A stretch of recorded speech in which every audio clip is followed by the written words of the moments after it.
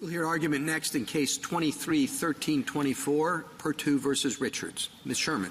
Mr. Chief Justice, and may it please the Court. Exhaustion is the centerpiece of Congress's reforms under the Prison Litigation Reform Act.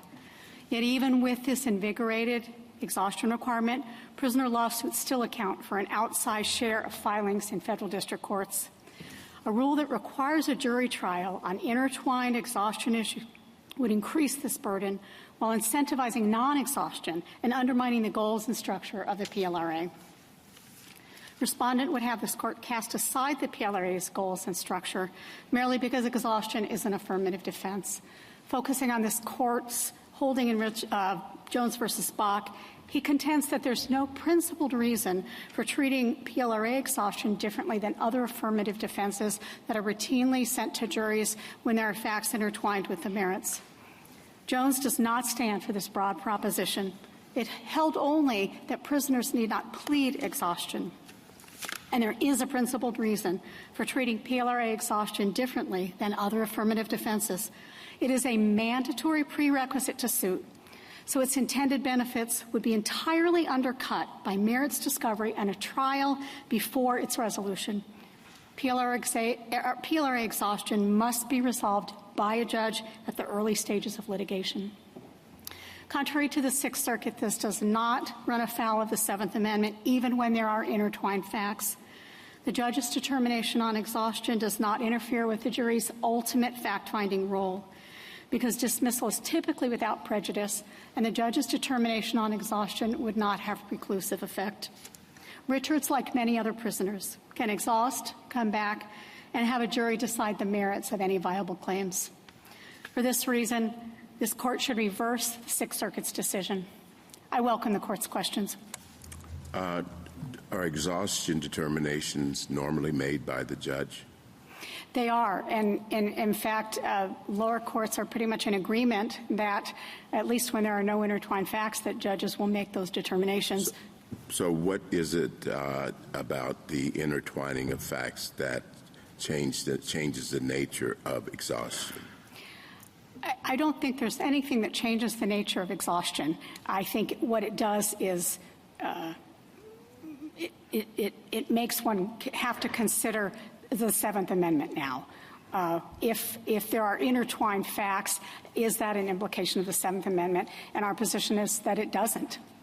So historically, has there been, do we have any analogs that would suggest that this would go to a jury?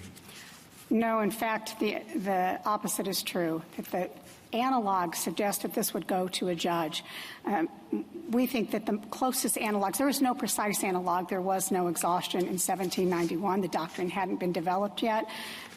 It came as the administrative setting was coming into force.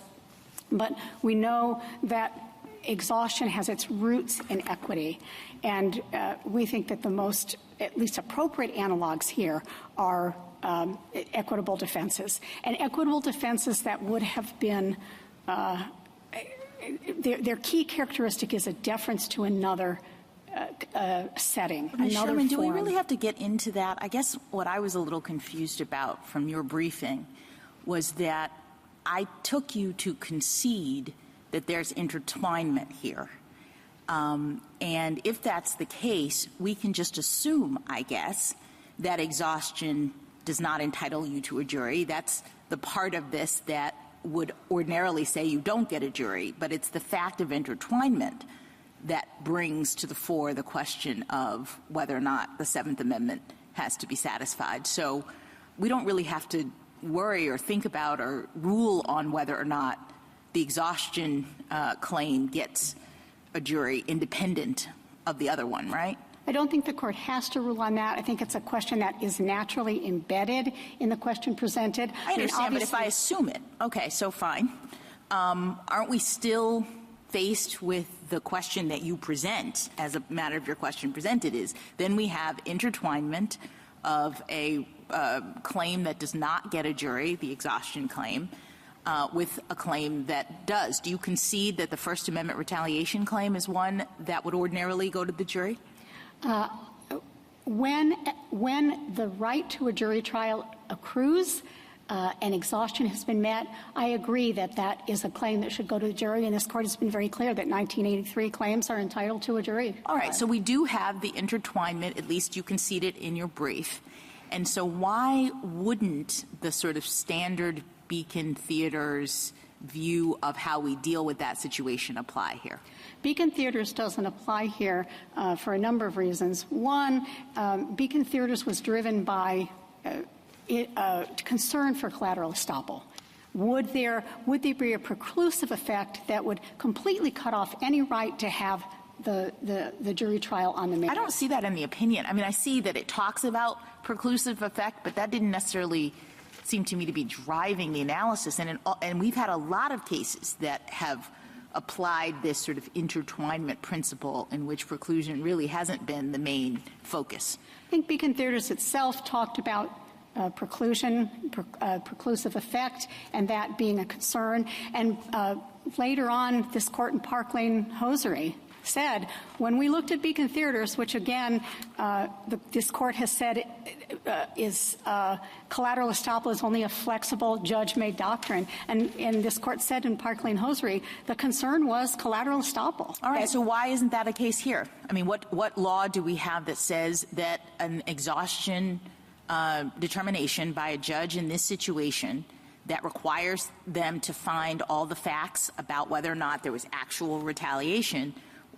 why isn't that preclusive of a later jury trial related to that same issue?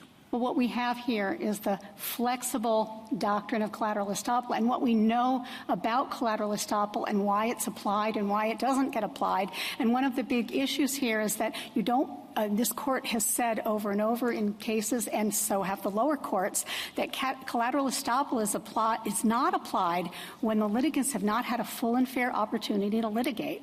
And when a litigant is either side is litigating exhaustion, they have not had a full and fair opportunity to litigate on the merits, even if there are overlapping facts. Why, if we take your starting proposition that exhaustion is a judge determination, and you've had a full and fair opportunity to litigate it, why wouldn't that, if it's interwound with the merits, why wouldn't you be bound by it? So you go back later, and you get exhausted, and you come back to court on your substantive decision, like you're arguing should be done here. Why wouldn't you be bound? There may be factual overlap, and we concede that there's intertwinement of the facts. Assume it's intertwined. I Yes, assume everything you say. Our normal preclusion rules would say if you've had a fair and full opportunity to litigate a case, doesn't mean before a jury.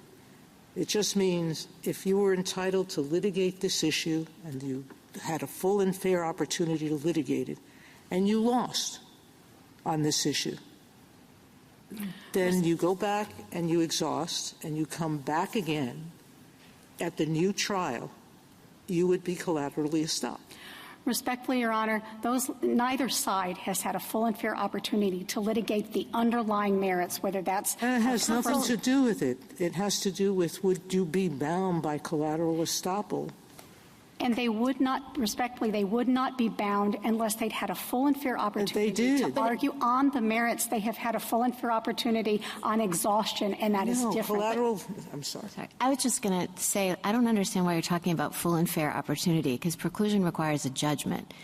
And for exhaustion, you're dismissed with prejudice, so there is no judgment. So even if you filed a later suit, I mean, it is a full and fair opportunity because you didn't have litigated all the way to judgment. I mean, maybe there's a law of the case argument to be made, but I don't see how collateral estoppel applies. Well, I would agree with that. That's one of the key elements of the test for collateral estoppel. And the other is whether the issue was litigated in the prior litigation and then again in the subsequent litigation. Counsel, can I go and here back you have to- two separate issues. Under the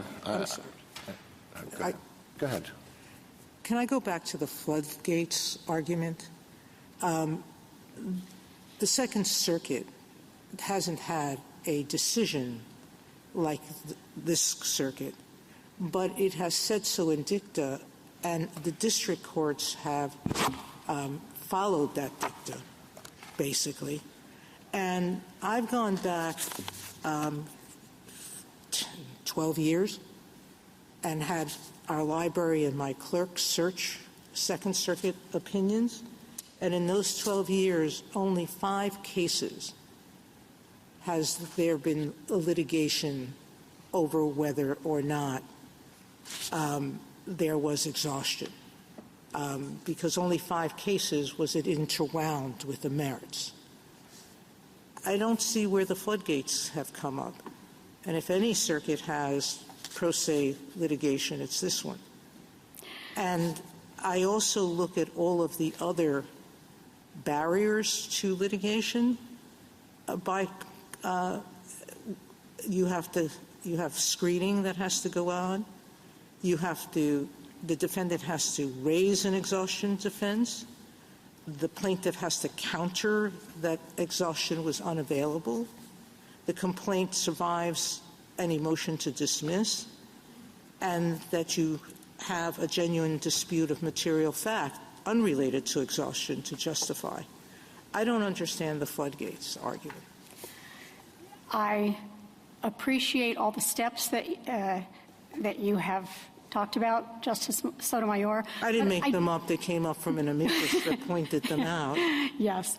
But our Michigan data reflects something a little bit different than the data that you have attempted to collect. Last year alone, Michigan had 574 cases that were opened. In 96 of those, we filed motions for summary judgment. What kind of case? I'm sorry, just someone claiming prisoner lawsuits. 96 of those, we filed motions for summary judgment on exhaustion. We had 4 PAVI hearings or evidentiary hearings on exhaustion. And if those, under Richard's rule, those 4 PAVI hearings would now be trials. All of them were mixed with the merits? I'm hard-pressed to think that. This is an unusual case because this case is about not the rape necessarily, but the of the First Amendment violation. I don't have that granular data, but I will say that. Well, that's not granular. That's the whole case. Well, but a PAVI hearing would only arise if there were factual disputes, and many of those factual disputes are happening over prisoners asserting unavailability. And if you take that data, that instead of 5... I'm sorry, I'm just still confused. It has to do with whether the exhaustion is interwound with the merits of the claim, the underlying claim. What I'm attempting to do is to respond to Your Honor's question about will the floodgates open. And the best that we can tell from us doing PAVI hearings, if those had to be trials, and many of those are going to be on intertwined facts because that's when PAVI hearings come up. There are disputed facts, and it tends to be credibility determinations, he said, she said. And if you take that data from Michigan and you use that even as a national average, and you say, well, okay, in Michigan it's 4 additional jury trials, and across the country for 50 states, that's 200 additional jury trials. That's not municipalities. That's not the Federal Bureau of Prisons. That is a huge, overwhelming estimated number, especially when you consider that last year, across the board, there were only about 1,300 civil jury trials in all federal district courts. General, may I just ask you this quick question? Under the Prison Rape Elimination Act and your policy, could Mr. Richards go back and now exhaust administrative remedies? Absolutely. There are no time constraints for him for any prisoner across the country that has a Prison Rape Elimination Act grievance. There are no time constraints. So why in this case should we be concerned about intertwinement? If exhaustion is decided by the judge says you didn't exhaust, the prisoner can go back and exhaust, And then the prisoner can come back to court, and if can get by summary judgment, can have a jury trial. Well, So I don't get it. There still is a question with intertwinement here, whether even for the prisoner that can come back, like Mr. Richards, is there a problem with collateral estoppel? Does it violate Well, a right to a it's not a jury? judgment, and it's a flexible doctrine, and I think every court of appeals but one has said this is a matter for the judge. And what have they said about collateral estoppel? Haven't they said that that the determination that there was no exhaustion would not carry over, would not have an effect on the trial of the merits? I agree. Collateral estoppel is not a bar here, but that's the reason why it's important to consider this, and that's why I believe this court— Ms. Sherman, would the same judge who made a determination in the exhaustion realm related to the facts of whether or not this person exhausted be presiding over the subsequent trial in which those same questions about what happened go to the jury? I don't think there's any rule that would require that the same judge hear that. It could go to any judge. I'm just asking you as a matter of practice. Don't judges ordinarily keep the case? So you have a judge originally, and I guess I'm just sort of musing about Justice Alito's question of what's the harm. I would think that if the concern in Beacon Theaters and in other cases in which the Seventh Amendment right is fronted is that people really have the right to a jury deciding these questions. And once you've had a judge decide it, we have intertwinement, it's the same set of factual issues. I wonder whether there wouldn't be a burden on your right to make your presentation to the jury, especially if the same judge has prejudged those facts because they had the essential hearing and heard all the evidence and whatnot and ruled themselves as to whether or not they think this happened in this way. Two responses. This is a dismissal, and whether it's typically without prejudice, but that doesn't mean that that's going to come back to the same judge. It's not the same case. They're going to refile a federal lawsuit.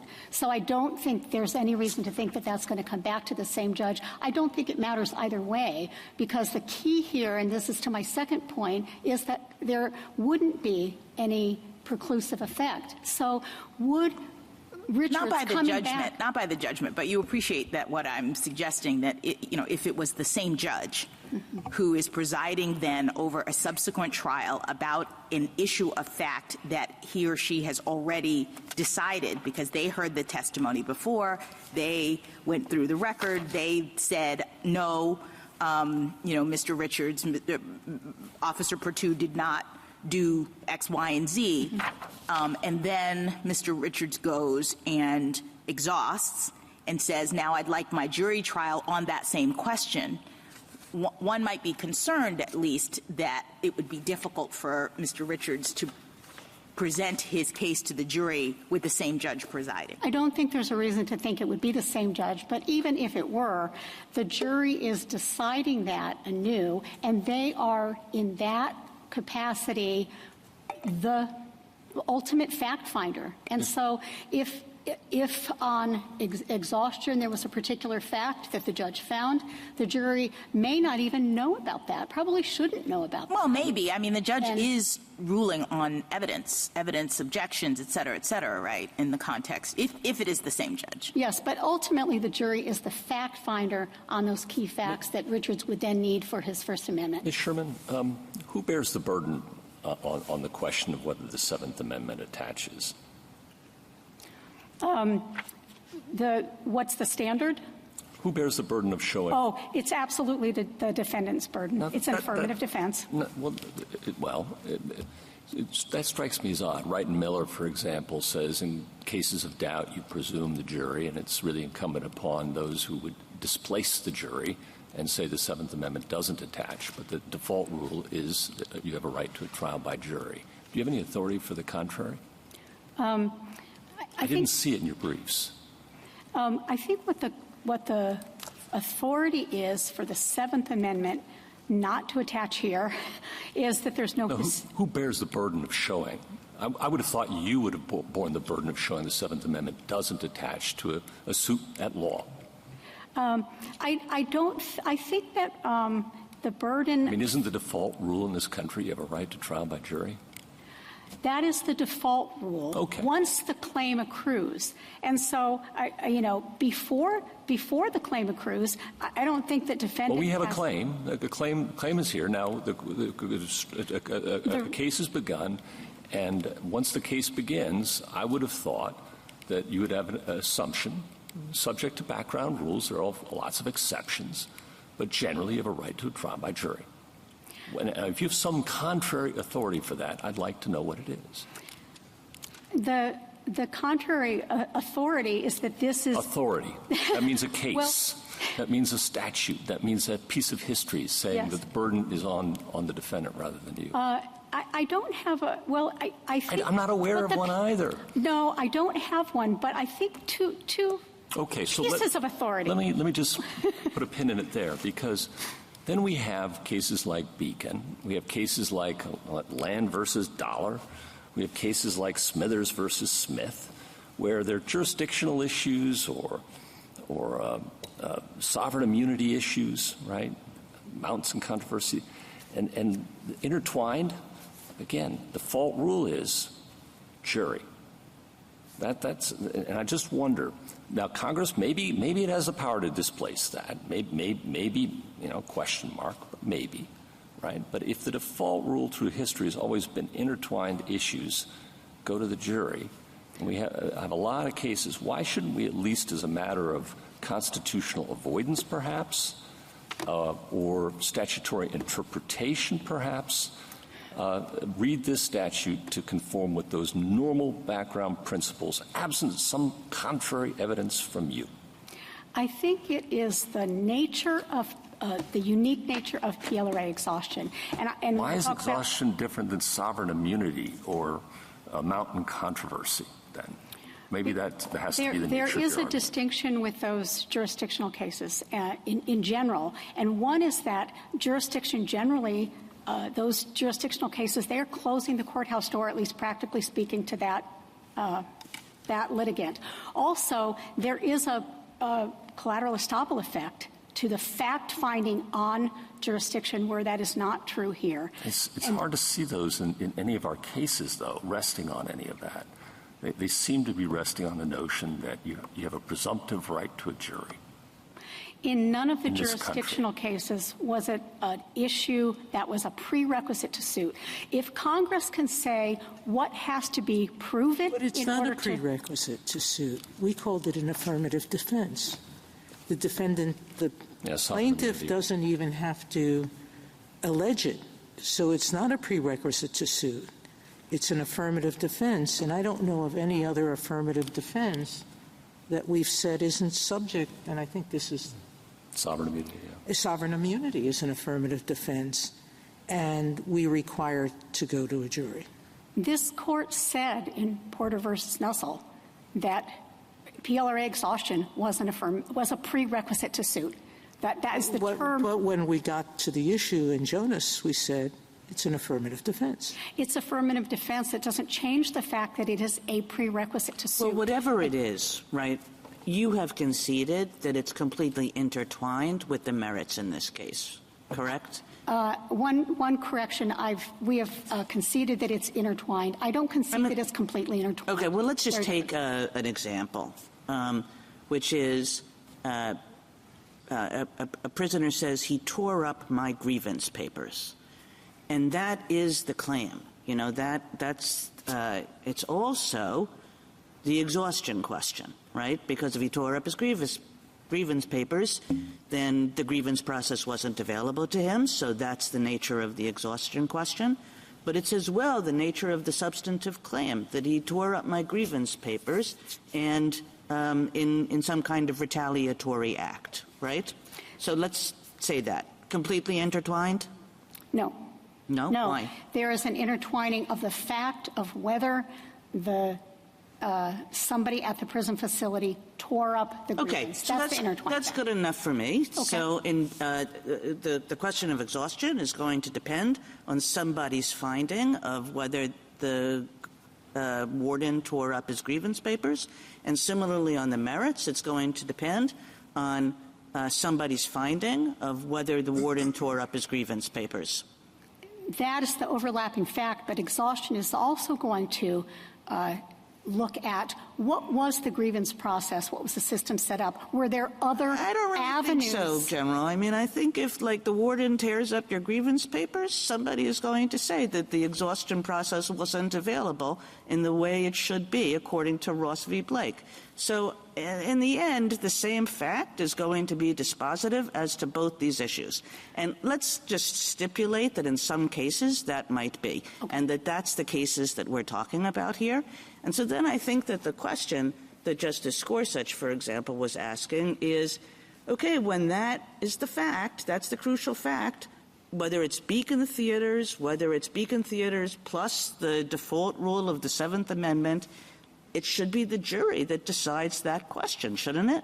And the jury would be deciding that question here.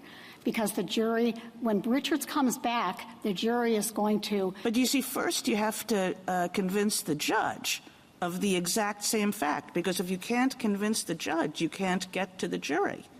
And so that seems as though, well, if you have to convince the judge before you get to the jury right doesn't mean all that much.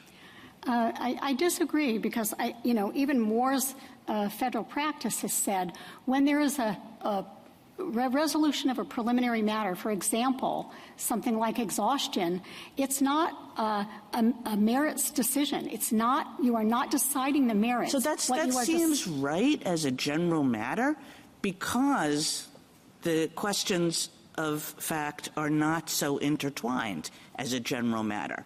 But where they are so intertwined, so that the question of fact that you're asking the judge to decide is essentially the same as the question of fact that you're asking the jury to decide, in that context, which won't be every context, but in that context, to say that you have to convince the judge that you're right before you get to the jury seems kind of like a flipping of the usual default rule that Justice Gorsuch was talking about. You're convincing the judge of exhaustion, and then because what saves the day is that collateral estoppel wouldn't apply, and so when you're coming back, the jury is fully acting as the fact finder in that case. Thank you, counsel. Justice Thomas? This was dismissed without prejudice. You're not done. Sorry. I'm sorry. This was dismissed without prejudice, right? Yes. So what preclusive effect would that have? Well, it would have no preclusive effect. Mr. Richards can come back, and he can come back. He still has to convince a judge that he has exhausted. And then when it gets to a jury, there would be no preclusive effect. And he would have a complete trial on whether or not his filings were destroyed or his grievances torn up.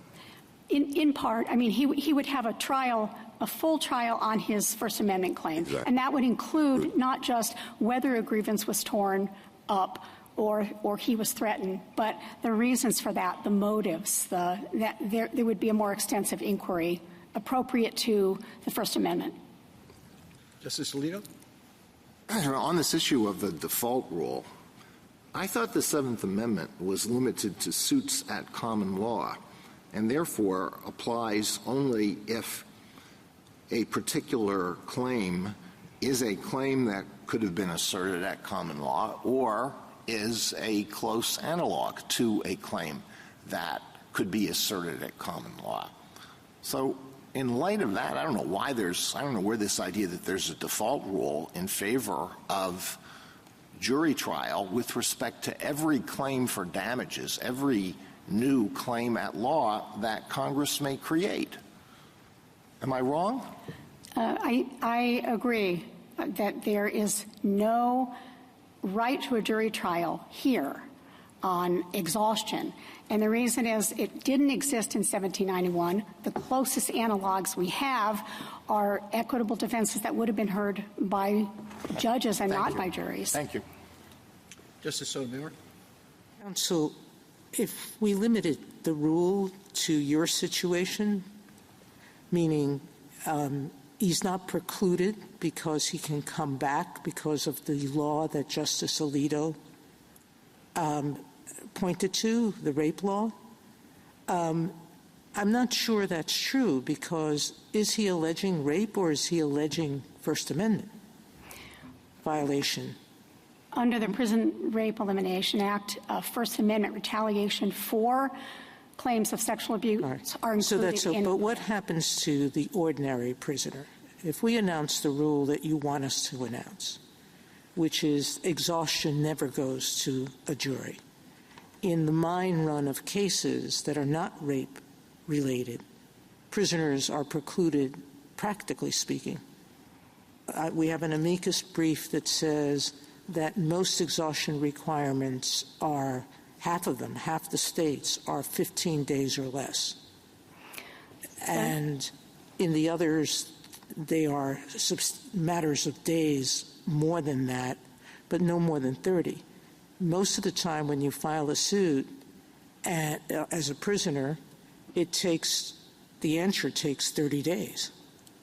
So most cases, as a practical matter, would be precluded if we adopt your rule that exhaustion under all circumstances is not preclusive. I don't agree that in most cases the prisoner would not be able to return. I agree that the time frames for grievances are very short. Because so if they're very short, seems to me, as a practical matter, I can't see how almost any prisoner could go back. You have 31 states, the District of Columbia, and the Federal Bureau of Prisons, all that allow for some level of discretion to excuse untimeliness. And wait a minute. That depends on you, meaning the prison. Why would a prison ever do it? Are you aware of any prison that says you failed to exhaust, but now you can come back? The reason I assume that when they put it, they don't have to put it in their policy. So if they put it in their policy, I assume that that's important to them. This is news to me that there is any state that says if you fail to, you go to court, they say you failed to exhaust after a factual finding, that we're now going to let you come back to court after you've brought it back to us. Does your state do that? Yes. Yes. We have a provision, and there are many states that have provisions. No. I'd asked the court to have you give us examples of that situation occurring. I can't provide those examples. You can't because I haven't found one. The policy is discretionary. This policy is discretionary, and the reason that a prison system would want to do that is because everything in the PLRA is designed to allow the prison system to work out their problems, and they do want to work those out. Counsel, what you are proposing to me is that they have an exhaustion requirement that they're willing to excuse every time a prisoner goes to court. The court says you failed to exhaust, and now the prison is going to say, come back and we'll let you exhaust now anyway. It will depend on the circumstances. And a lot of these policies say they're extenuating circumstances or good cause, just cause. It begs the question that a judge has found that the prison guard didn't stop you from exhausting, and now the state is going to permit you to come back and try again. I think it is in the best interest of the prison systems to try to work out problems. And one of the things that our multi-state amicus brief led by Ohio has pointed out is that under Mr. Richards' rule, if this court adopts it, there are going to be very few prison systems that want to allow for any excusal of untimeliness. That's going to be a disincentive for them to do that because they've already gone through a jury trial. Now, why are they going to excuse untimeliness? But if a prisoner can go back and under certain circumstances, the discretion. I'm a little lost. They've gone through a jury trial, they won, and the prison is going to listen to the complaint again? No, if they have a jury trial and they've won. Why would they bother? Why would the state bother having want to? It's What if incentive there's a does it need to? dismissal for failure to exhaust without prejudice. The question is whether Richard's rule incentivizes any kind of discretion. All right, thank you, If the counsel. judge is deciding it, yes. If We're a jury, on no. different pages. Justice Kagan? So tell me why this reading of Beacon Theaters would be wrong, that although it talks about preclusion, it's not particularly a preclusion case, that you can draw a slightly broader principle from it, not at all an all-expansive principle, that the principle would be if in a particular case, the judge and jury are deciding the same question, would have to decide the same question, and they would have to make the same findings on that question in their respective roles, that in that case the jury goes first, and that's necessary to protect the jury right and to ensure that the judge doesn't basically make that right, wipe it off the table. Why doesn't Beacon Theaters say that? Beacon Theaters doesn't say that because Beacon Theaters was not dealing with a prerequisite to suit and then a later legal issue. Here we have so not that's just true. I mean, that's a factual distinction. And I guess the question is, why should that factual distinction matter if what I said was true, is that the judge and jury are expected to decide the same questions on the same facts? Like, whether we label something a prerequisite or an affirmative defense or anything else under the sun, the same problem is being presented, which is that in that case, it seems as though it's not protective of the Seventh Amendment right, for you have to convince the judge before you can get to the jury.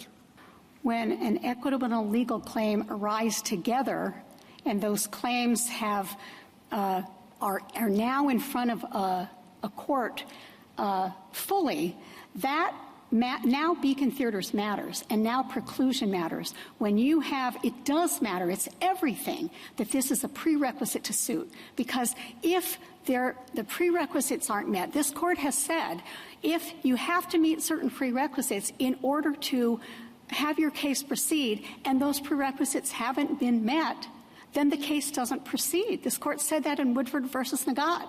And so it is everything that the case isn't proceeding.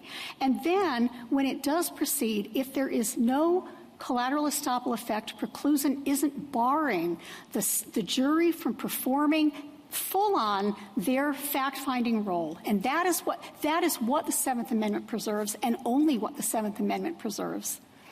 And here, historically, Justice Gorsuch? So if it were impossible to refile, exhaustion not possible, would that change the analysis? no. Because then there'd be preclusion effectively by the magistrate judge's order, wouldn't there? If for those prisoners that can't come back because there has been either a dismissal with prejudice or because their prison system doesn't allow for any kind of leeway, any discretion. For those prisoners, there still is not a violation of a Seventh Amendment right. Looking back historically, there is no Seventh Amendment right to be preserved. So preclusion really has nothing to do with it then, on your theory? It has something to do with the inquiry for those prisoners that can come back. I'm asking about those who can't. You say For same those- result yes. despite preclusion. So something else has to be doing the work. What is that something else? What's doing the work for the prisoners that can't come back is that their claims, they have not met the exhaustion requirements that Congress set forth. Congress can set forth what they have to prove in front of a jury, and Congress likewise can set forth what they have to meet in order to get their claims. So that's essentially saying Congress can choose to get rid of the jury. And I thought just last term in Jarkissi, where Congress expressly said no jury trial right. And we said no. We said, nice policy you have there. We've got the Seventh Amendment here. No good. Now, why would we interpret the PLRA, which is silent about juries, to have a rule that you never get a jury? I agree. I think that has to be your argument. It can't be this exhaustion thing because you want the same rule whether they're precluded or not precluded. It's got to be that there's a congressional policy, but yet there's none embodied in the PLRA. The congressional policy is in the PLRA. It says exhaustion, but it doesn't talk about juries. Why shouldn't we understand that statute, as we often have, against the backdrop of the Constitution of the United States? It doesn't, because it doesn't implicate the Constitution. And although the PLRA did not say, Congress did not say this has to be decided by a judge instead of a jury, Congress was not silent on that issue either. They said no action shall be brought until.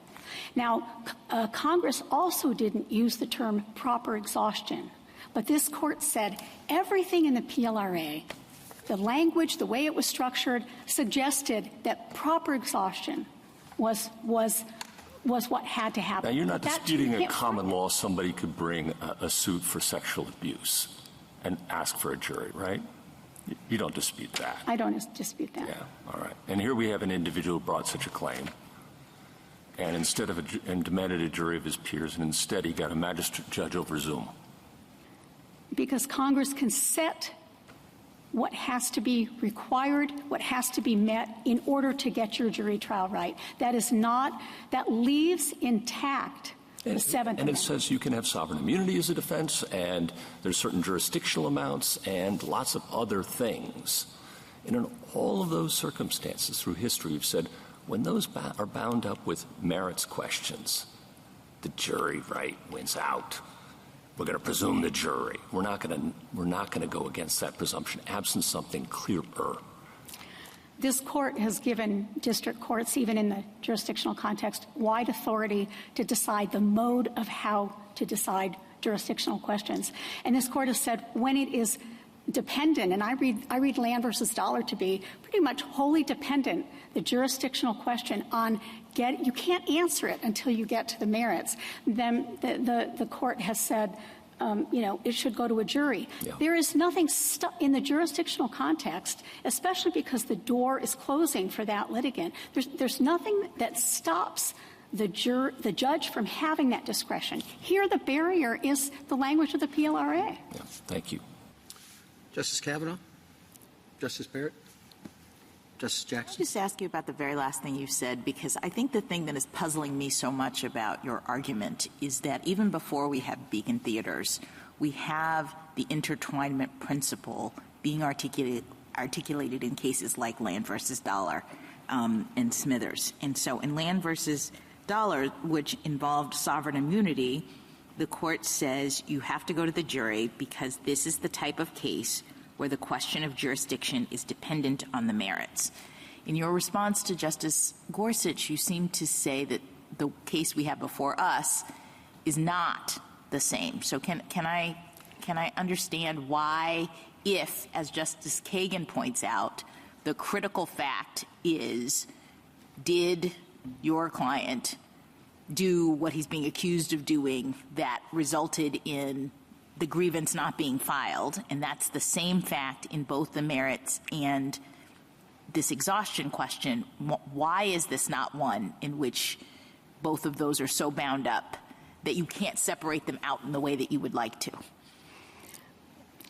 I'm not going to fight with the idea that they're intertwined. I do disagree that they are inextricably intertwined. There are things that have to be decided for First Amendment purposes that don't need to be decided for exhaustion and vice versa. But in the end, it doesn't matter, because what is different here from the jurisdictional context is that jurisdiction itself is different. This court typically, because this court is not going to be acting ultra vires, is deciding that. But different in what way? I mean, you say the reason why exhaustion deserves this special treatment is because it's a prerequisite to suit. Well, so is jurisdiction. You have to convince the court that they have jurisdiction in order to allow the suit to proceed. So I don't understand why that's not the same for the purpose of this analysis. There are still critical distinctions. This court typically is going to try to look at jurisdiction at the outset of the case, but may not be able to. But this court has the authority and the obligation to revisit subject matter jurisdiction at any time in the case. No, I understand, Congress but we're at has the said- beginning. We're at the beginning, and the obligation at the beginning for all courts in the federal system is to assure that you have jurisdiction before you continue. So we're at the beginning for both jurisdiction and exhaustion, and it involves consideration of a fact that you've said, at least in your briefing, is intertwined with the fact of the merits. I don't understand, first of all, why preclusion. I appreciate that Beacon Theaters has the preclusion language, but this principle, as I'm now talking about it, predates Beacon Theaters. It has nothing to do with preclusion. And so help me to understand how you get around the what I'll call land versus dollar problem. There are distinctions with the subject matter jurisdiction inquiry.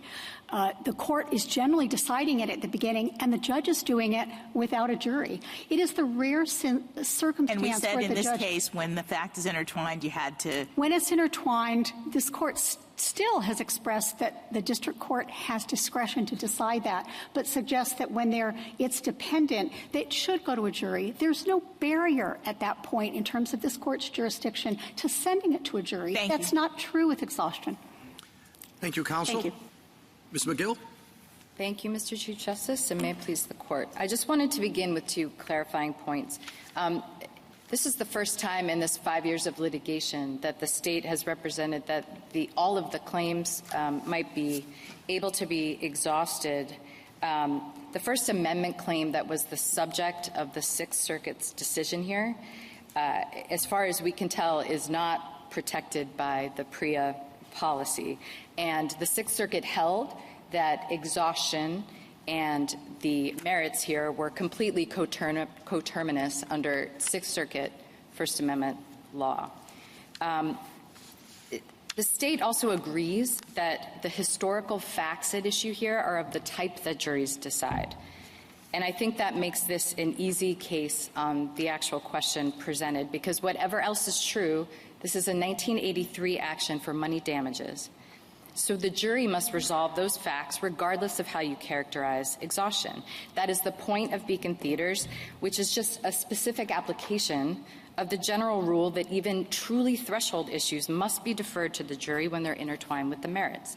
It's no answer to say that the facts could be relitigated in front of a jury, maybe, if and only if the case proceeds. It's simply not good enough that the jury trial right might sometimes be preserved.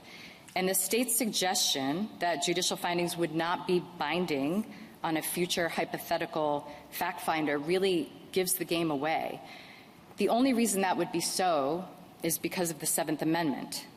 That was this court's unanimous holding in Lytle, and there's certainly nothing in the statute or the federal rules that would suggest the non-binding factual findings procedure that the state suggests here. The state warns that having jury trials on exhaustion will undermine the goals of the PLRA. Those very same arguments were presented and rejected in Jones, and they're even less persuasive here.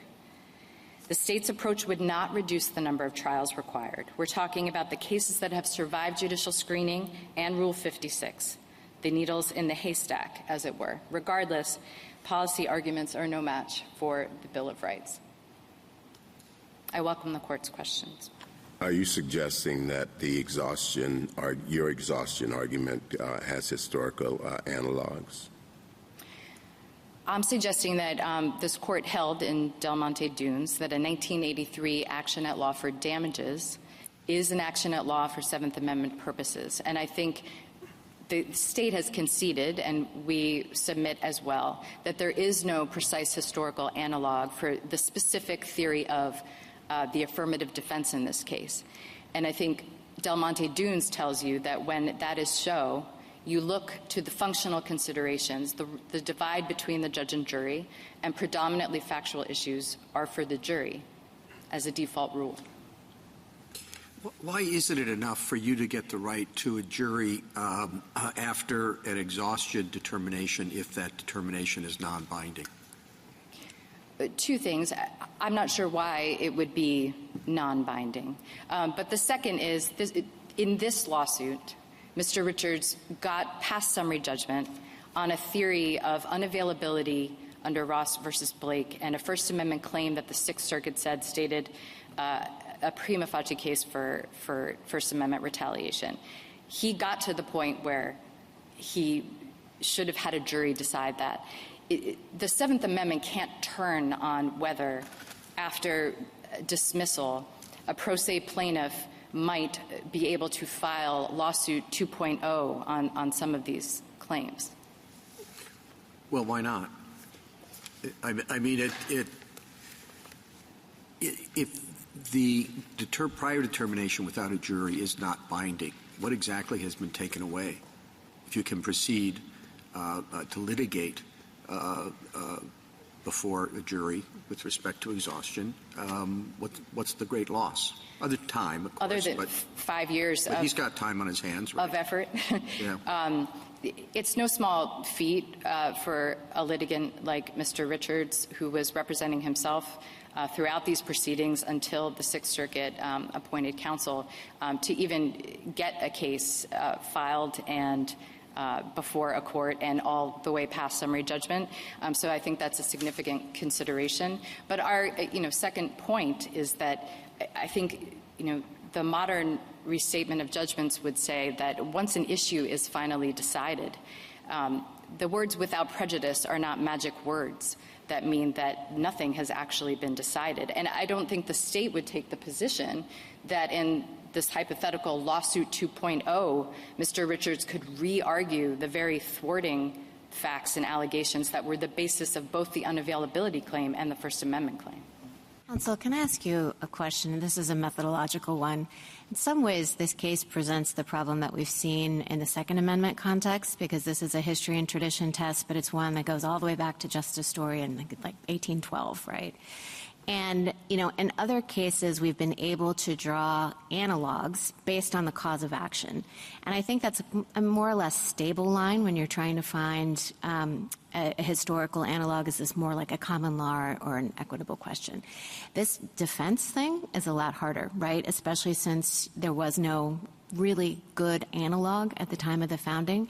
So I think what we have now is Congress coming up with something new. And then what do we do in the face of historical uncertainty?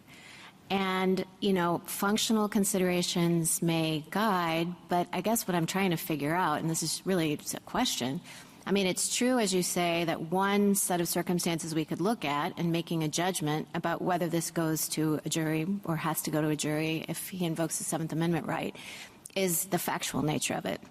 Another one, though, is does Congress have some room here to create new defenses that are functioning more as equitable, like these threshold questions? And it seems to me like in Wetmore, the court did, even though jurisdiction was a jury issue in the beginning, to kind of back off a little bit and said, well, a judge has discretion to go one way or another based on the 1875 Act that didn't lock in the form of pleading. So, I mean, I guess my question is, in the face of historical uncertainty, how do we weigh what Congress has to say about threshold considerations? Because it is clear that in the PLRA, exhaustion was designed to try to weed out suits.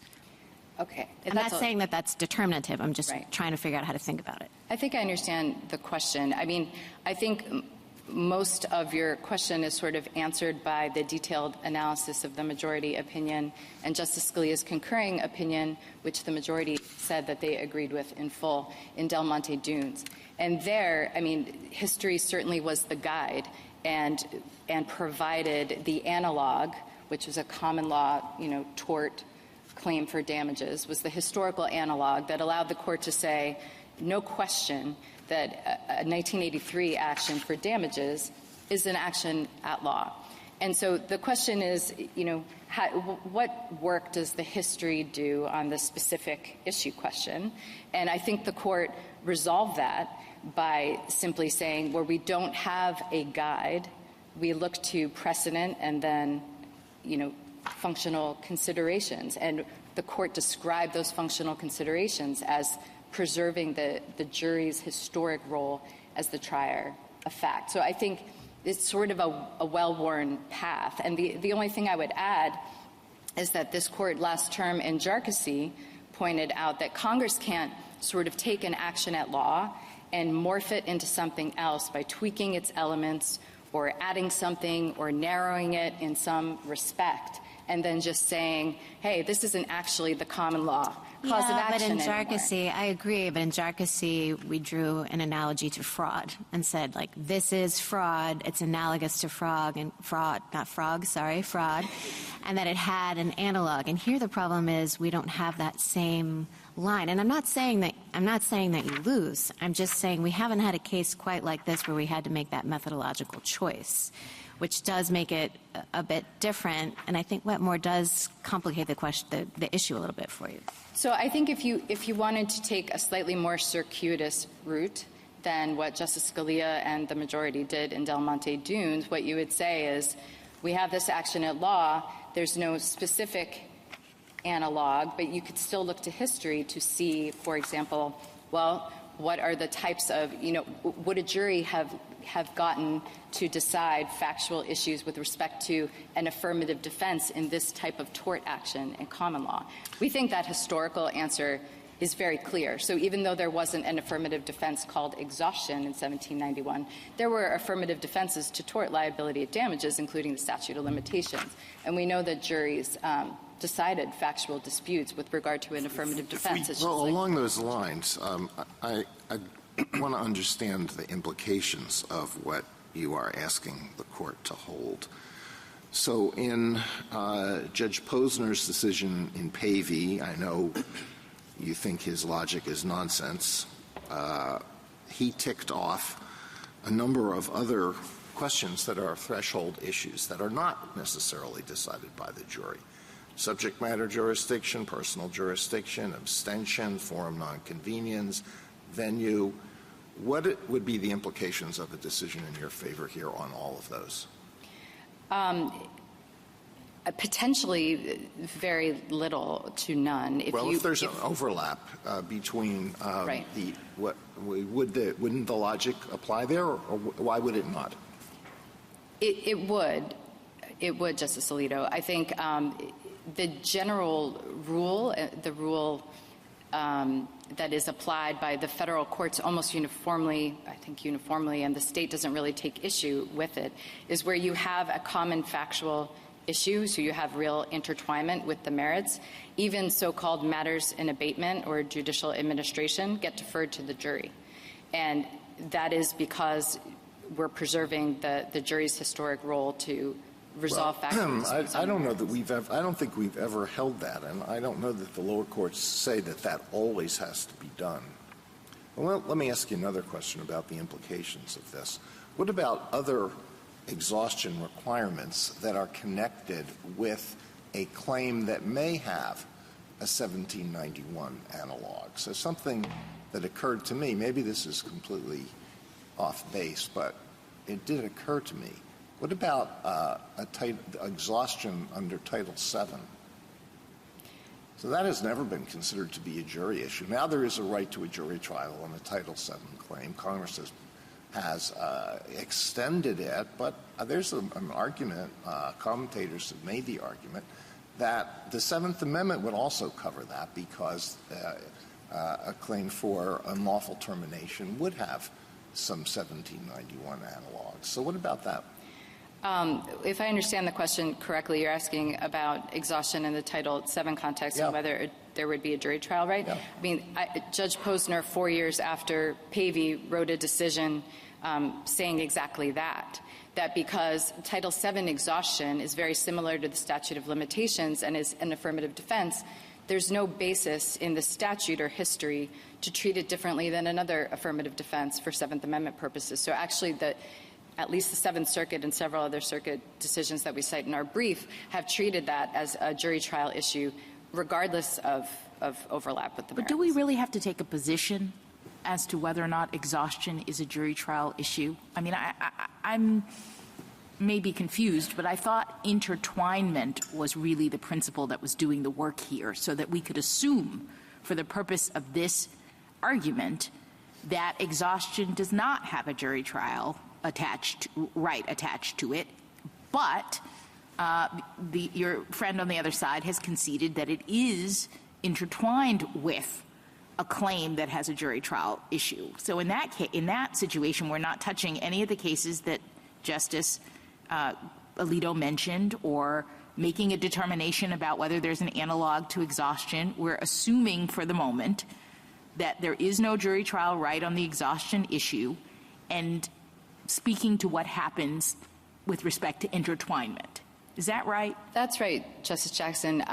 You could, and we think in most cases you would normally just address the question presented, which is about intertwinement. We did brief the broader issue, but that is, principally because of the way the state briefed it as well. Would one even need to go that far? I mean, you've got an amicus brief, and others have pointed out there's a long federal policy of background, almost federal common law, or at least an interpretive of the statute to avoid constitutional avoidance concerns, say unless Congress speaks more clearly, we're not going to assume it took away the jury trial right in cases of intertwinement under the PLRA.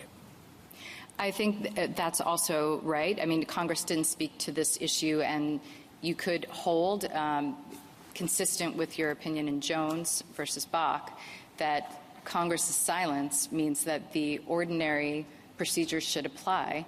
And in this case, the ordinary situation is that disputed facts about affirmative defenses that are intertwined with the merits go to a jury.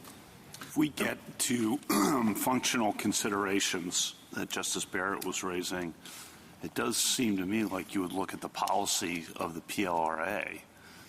The court has said to look to statutory policies, and that policy seems quite inconsistent with a jury trial right on the exhaustion question, because the whole idea of exhaustion was to be speedy, to have the prison be able to resolve things quickly, and it seems just, the argument on the other side just seems generally inconsistent with the policy of the PLRA. So you want to respond to that? Sure, Justice Kavanaugh. 2 points. I mean, the state relies, I think, principally upon a 1966 case called Catcham versus Landy that has some language that sort of suggests that congressional policy can be relevant to functional considerations. I think the court has moved significantly away from that, and after cases like Grand Financiera, I'm not sure about the continuing viability of Catcham versus Landy. But the other thing is that... What about Markman? I mean, Del Monte Dunes was an application of Markman itself. And I think that, this case, if you have a spectrum from sort of pure historical facts to legal issues, Markman is sort of on one end, and our case and Del Monte Dunes are on the other. That we're not talking about construing a legal term of art, in a legal instrument. I might have thought that if Congress was thinking about this as requiring the judge to make a determination to supplant the jury trial question, the PLRA does have a list of things that a court has to do without objection. It has to look at the complaint and decide whether any immunities apply, whether a bunch of other things that it requires. Grievance is not one of them. That's right, Justice Sotomayor, and that was part of the court's holding in Jones when it determined this is an affirmative defense. I mean, to be clear, there are other things that Congress could do but hasn't done to narrow the scope of cases that can get past Rule 56 and require a trial. But once an issue is made, to use the language from TELABS, once a genuine issue of fact is made under whatever the requirements are in the statute, it goes to the jury. And I don't think Congress has anything to say on that. So on this antecedent question of whether you're entitled to the jury trial right in the first place because of the analog, because of the historical considerations, what have you, no circuit has held that right. So we would be kind of treading into new territory that's different. I mean, it goes beyond the QP. It was briefed that way. And let's just assume if you lose on the intertwined question, you could still win if we decided that the defense was entitled to a jury trial regardless, that it didn't depend on factual intertwinement. But isn't it the case that that would be striking significantly new ground? In some sense it would, and in some sense it wouldn't. I think the problem with the current state of the law, frankly, is that the first decisions on this after the PLRA was enacted came about in the early 2000s. I think it was a Ninth Circuit case called Wyatt, and it was before this court decided Jones. And the court just sort of referred to exhaustion as a matter of abatement or a rule of judicial administration without really thinking through what that means. And the courts have not reconsidered those decisions in a meaningful way after Jones. So true. I'm not saying that they've gotten it right. That's kind of an argument for, hey, they've done this reflexively, or they all followed the first court to answer the question. But we don't have cases where circuit courts or courts of appeals have reflected on this issue and said, here are, the historical analogs and the reasons why it comes within the Seventh Amendment, or here are the functional reasons why it does or it doesn't. We would be doing that for the first time, right? You would, and I don't think it's that different than what you did in Jones, although there were a couple circuits on the court side. But I think that there's a pretty well-worn path between what you've held in Jones and what we know from Del Monte Dunes and other cases. Why would we do that, though? I mean, just to follow up on that question, that seems like a big question. A lot of the questions from my colleagues have pointed out the historical uncertainty.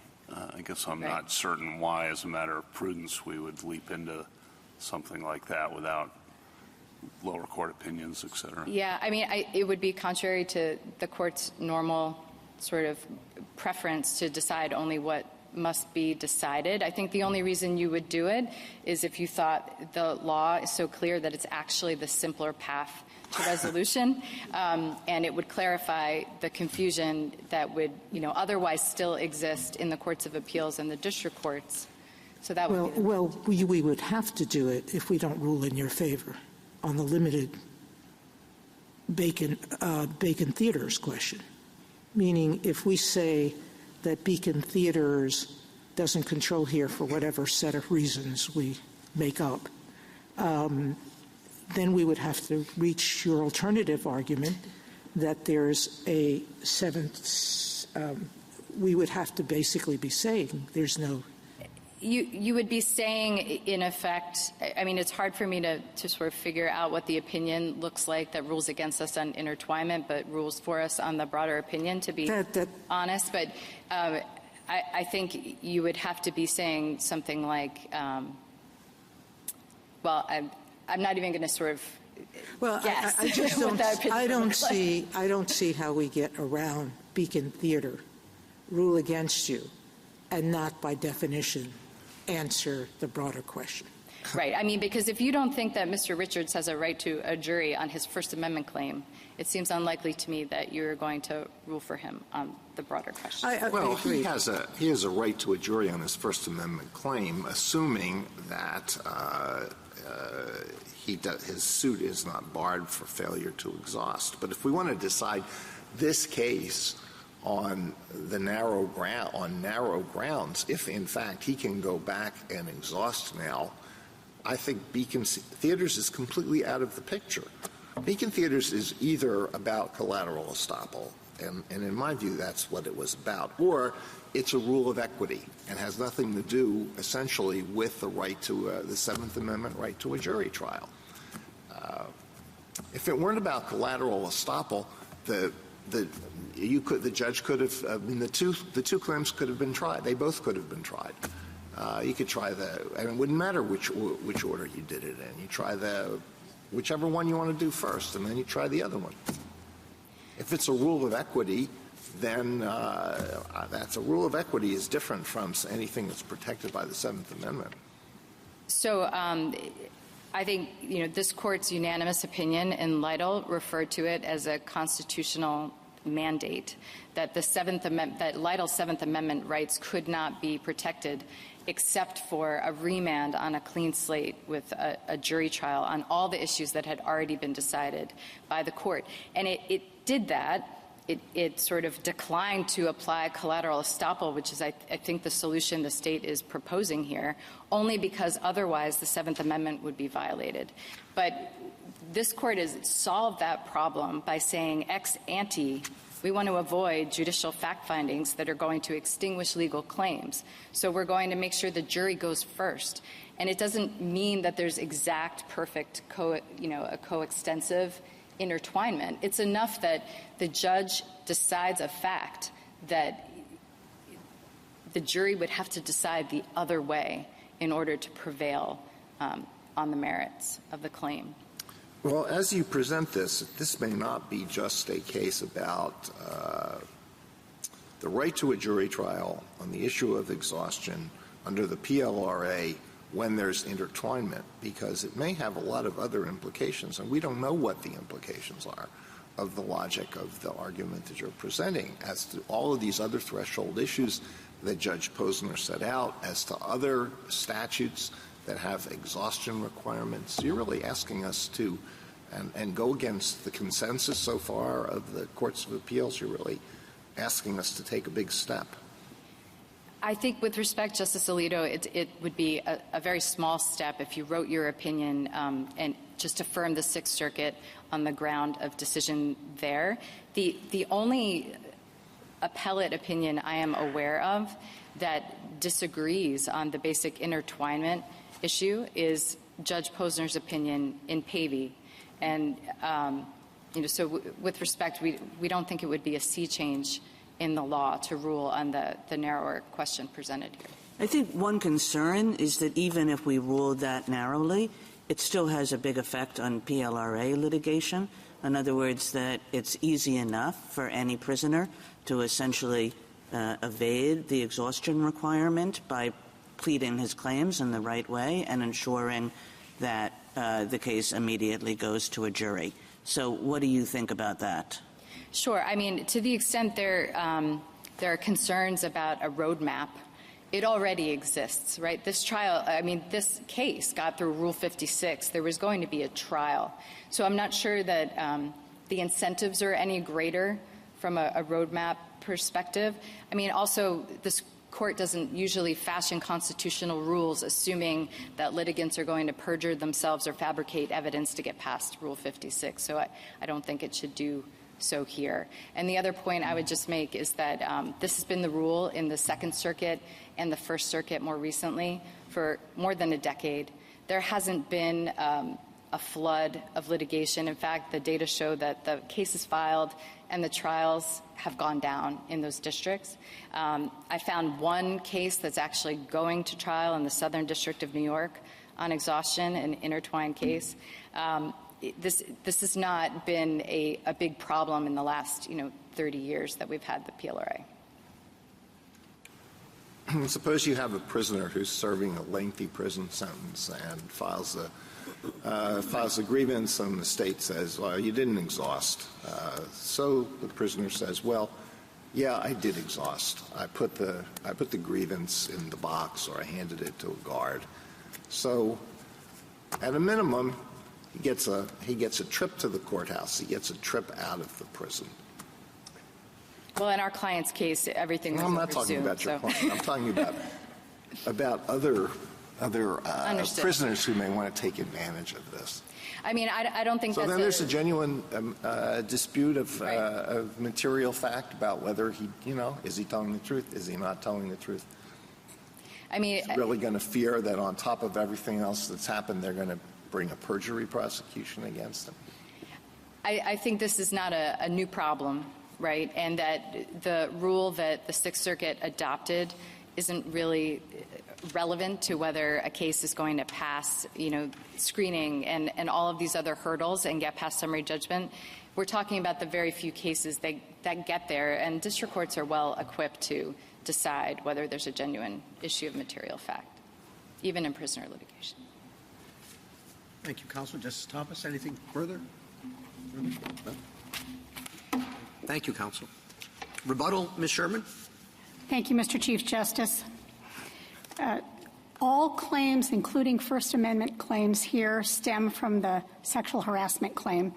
And the PREA grievance policy for the MDOC includes First Amendment retaliation. That's in Joint Appendix 7273. Mr. Richards, contrary to my friend's argument, can re-argue facts if he exhausts and gets in front of a jury again, and that is crucial here to preserving the Seventh Amendment, even if this court believes that the Seventh Amendment is somehow otherwise implicated. Addressing Justice Barrett's questions about discretion, Wetmore does, the key in Wetmore is the discretion that is given to the district court judge. Here, that's discretion that, based on historical considerations and based on especially the functional considerations here, the fact that there is no precise analog based on the functional considerations and the goals of the PLRA, that discretion should, in every case, there would be no discretion, whereas that is what drove the jurisdictional decisions in Wetmore and other cases. Justice Kagan, you asked about a roadmap. It would be very easy for prisoners to create disputes of fact that turned on credibility. He said, she said, where those cases would have to go to a jury. And I think even if there aren't floodgates open now, they will be open under Richard's proposed rule, because it is not hard for a prisoner to do that. As this court said in Woodford versus Nagat, sometimes prisoners file claims in bad faith, and if they want to make trouble for a corrections officer they don't like, or they want to get out of their cell and have a respite, these are the court's words, not mine, they will file in bad faith, and you are incentivizing them to add facts that will get them to a jury. On a final point, it is the nature of exhaustion as a prerequisite that leaves the Seventh Amendment intact here, because the Seventh Amendment doesn't guarantee that claims get to a jury. It applies once the claims get to a jury. And here, once the claims are getting to a jury because exhaustion has been met as Congress intended, Mr. Richards and other prisoners will have their day in court. Thank you. Thank you, counsel. The case is submitted.